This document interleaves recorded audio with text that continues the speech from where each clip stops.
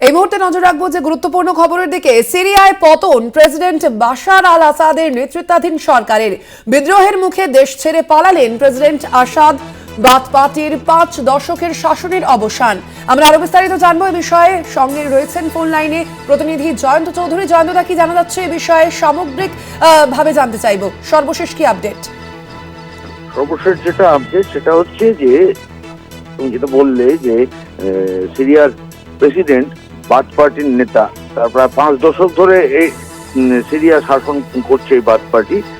তো তার নেতা এই বিদ্রোহের মুখে পড়ে দেশ ছেড়ে পালিয়েছেন। কোথায় পালিয়েছেন এখনো পর্যন্ত জানা যায়নি। এবং আরো যেটা ইন্টারেস্টিং সেটা হচ্ছে প্রাইম মিনিস্টার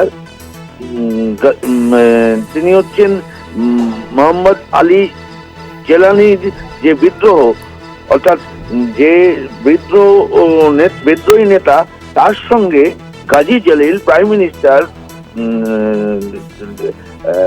তার কিন্তু একটা সম্পর্ক তৈরি হয়েছে। এবং তিনি বলেছেন যে তিনি দেশ ছেড়ে পালাবেন না, তিনি উল্টে বিদ্রোহীদের সহযোগিতা করবেন। অর্থাৎ প্রাইম মিনিস্টার অফ সিরিয়া তিনি সহযোগিতা করছেন বলে বা করবেন বলে ইতিমধ্যে বার্তা দিয়েছেন।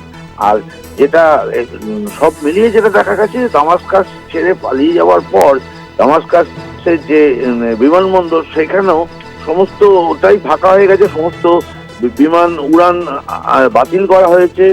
এবং বিভিন্ন জায়গায় সরকার বিরোধী প্রচার এবং বিক্ষোভ একটা চূড়ান্ত জায়গায় পৌঁছেছে।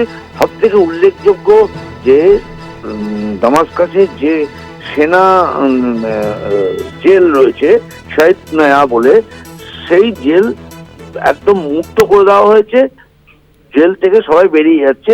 আমরা সাম্প্রতিক অতীতে বাংলাদেশে যেরকম দৃশ্য দেখেছিলাম, এটা প্রায় সেরকমই একটা ঘটনা ঘটতে চলেছে। সেক্ষেত্রেও যেমন শেখ হাসিনাকে পালিয়ে আসতে হয়েছিল, এক্ষেত্রেও দেখা যাচ্ছে অদ্ভুত মিল।